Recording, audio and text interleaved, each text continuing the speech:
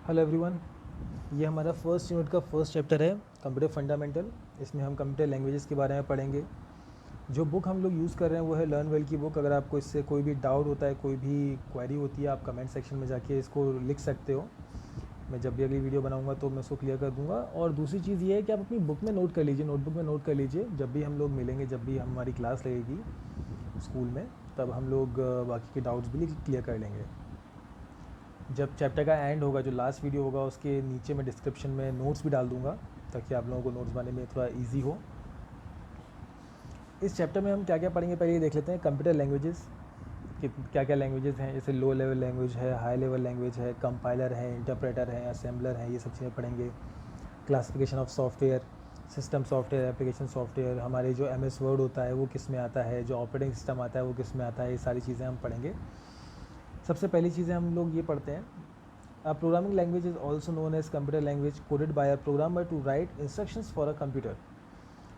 The computer takes these instructions as input and produce the desired output. यहाँ पे क्या होता है कि जब भी हमें कंप्यूटर से कोई काम करवाना होता है तो हम एक प्रोग्राम बनाते हैं, उसके लिए एक इंस्ट्रक्शंस लिखते हैं। वो हम लिखते हैं कंप्यूटर लैंग्वेज में या प्रोग्रामिंग लैंग्वेज में, और फिर उस इंस्ट्रक्शन के ऊपर कंप्यूटर इनपुट लेता है और हमें आउटपुट प्रोवाइड कराता है। मतलब कि मुझे अगर 2+3 करवाना है अगर सपोज़, तो मैं उसके लिए एक प्रोग्राम लिखूँगा कि ऐड 2+3 या 2 and 3, और ये मेरा इंस्ट्रक्शन होगा कंप्यूटर को। फिर कंप्यूटर उसको सॉल्व करेगा, उस इंस्ट्रक्शन को लेगा और फिर मुझे डिज़ायर्ड जो भी आउटपुट है वो देगा। अब हम आते हैं मेन कंटेंट पे। कंप्यूटर लैंग्वेजेस क्या होती हैं। सबसे पहली चीज़, लैंग्वेजेस जैसे कि हिंदी होती है, हमें कोई भी हमारी बात सामने वाले तक जब पहुंचानी होती है तो हम लैंग्वेज का यूज़ करते हैं।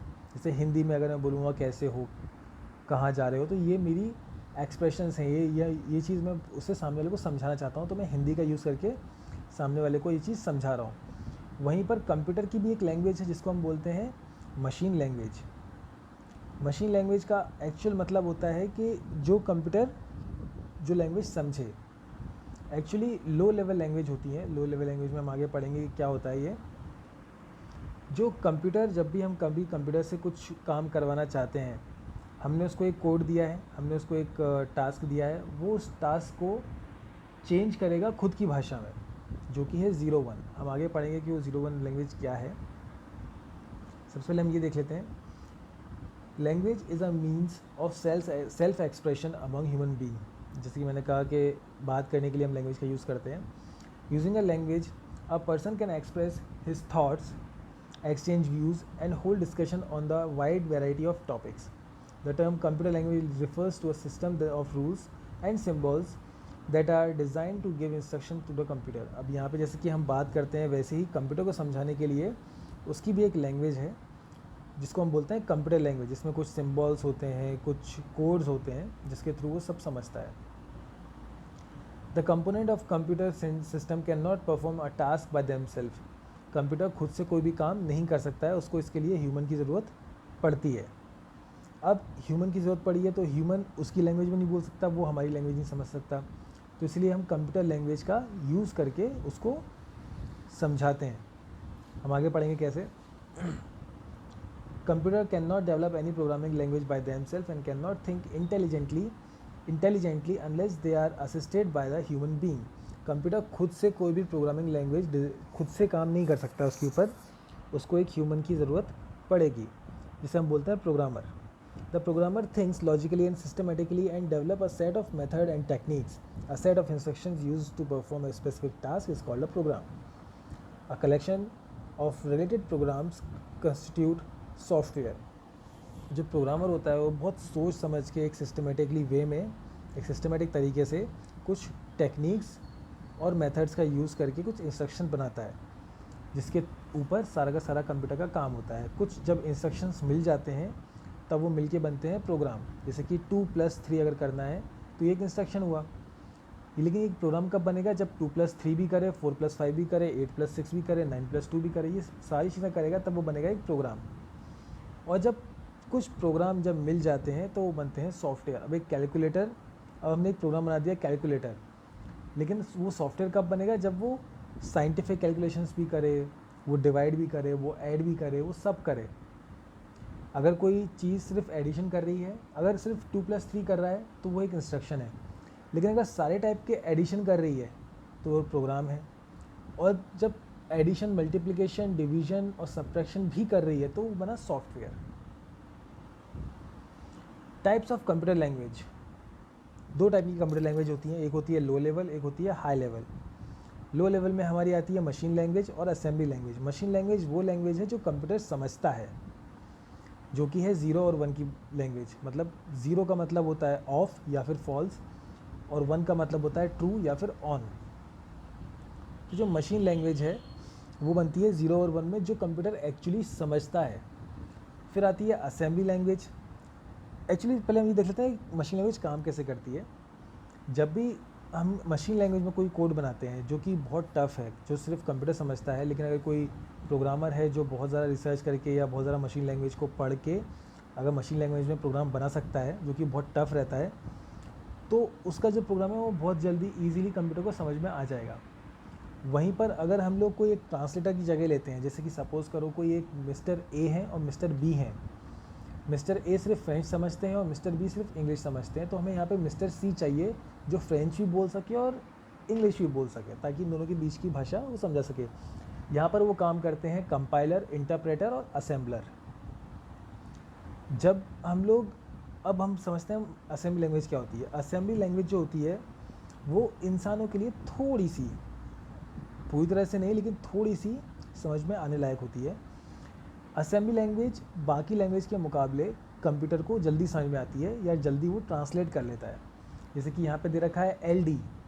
LD का मतलब होता है लोड डायरेक्टरी या फिर लोड अ प्रोग्राम। MOV मतलब कि मूव डेटा। ADD मतलब कि एडिशन। ये सारी चीज़ें आती हैं असेंबली लैंग्वेज में, जो कि हमें थोड़ी ईजी होती हैं समझने में। अब इस चीज़ को कंप्यूटर में हम लोग मशीन लैंग्वेज में ट्रांसलेट ईजीली कर सकते हैं, जो काम करता है कंपाइलर और इंटरप्रेटर। जैसे कि यहाँ पर दे रखा है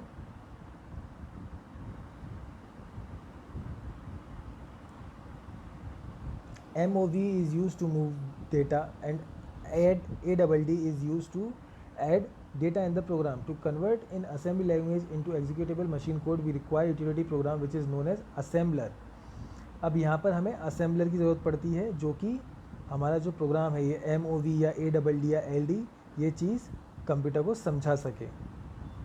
ये थोड़ी सी मशीन लैंग्वेज अगर डायरेक्टली हम करेंगे तो उसके मुकाबले थोड़ी सी स्लो है, लेकिन ईजी टू अंडरस्टैंड है। अब हम आते हैं हाई लेवल लैंग्वेज पे।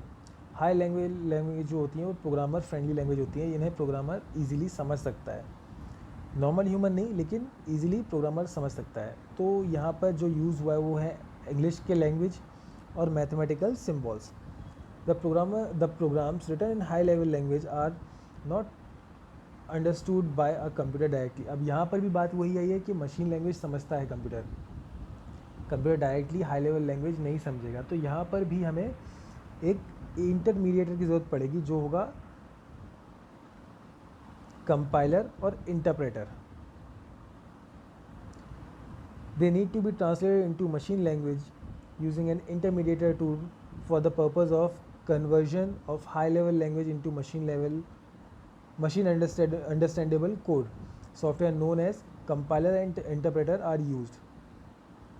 यहाँ पर जो कंप्यूटर यूज़ कर रहा है ट्रांसलेट करने के लिए वो है कंपाइलर और इंटरप्रेटर।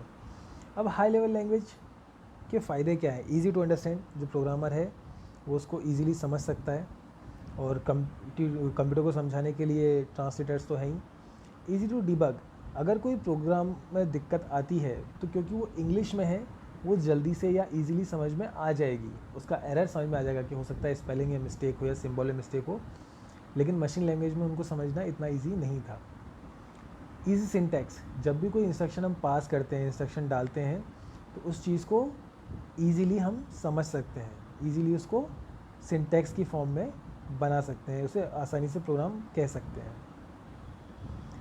सपोर्ट पोर्टेबिलिटी फीचर, अब यहाँ पे ये चीज़ है कि ये ना पोर्टेबल है, मतलब कि इसको मैं विंडोज़ में भी यूज़ कर सकता हूँ, इसको मैं लाइनेक्स में भी यूज़ कर सकता हूँ, इसको मैं मैक ऑपरेटिंग सिस्टम में भी यूज़ कर सकता हूँ, एंड्रॉयड में भी यूज़ कर सकता हूँ। तो ये जो लैंग्वेज है हाई लेवल लैंग्वेज, इनको मैं कहीं भी किसी भी प्लेटफॉर्म पर यूज़ कर सकता हूँ।